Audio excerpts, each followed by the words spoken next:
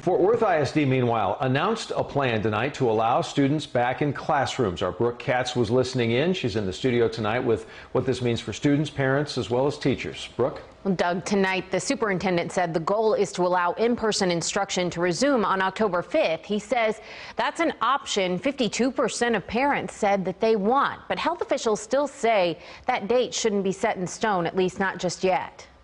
During the special school board meeting, Superintendent Kent Scribner announced the transition to allow in-person learning could begin as early as Monday, with teachers being allowed an optional return to the classroom to prepare. September 28th, teachers would be required to return, with October 1st and 2nd serving as a transition week with a limited number of students.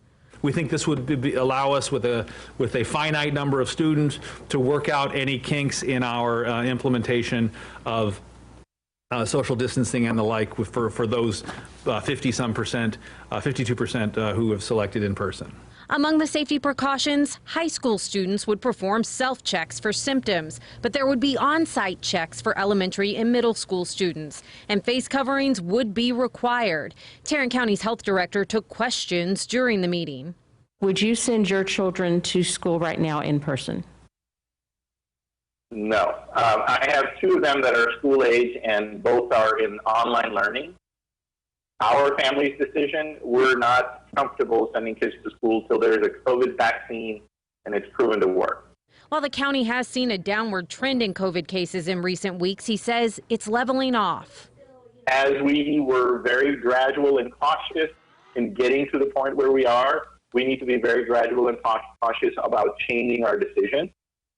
So continue to plan, but also have a plan B. And district leaders still want to hear from parents. They want you to weigh in on this one. They're continuing a parent pulse survey through this week. Then next week, schools should be in touch with families regarding those transition dates I mentioned, October 1st and 2nd. And by the week of the 28th, schools should be ready to share campus-specific plans to all their parents. Doug? And a lot of people are going to be waiting on answers. Brooke, thank you.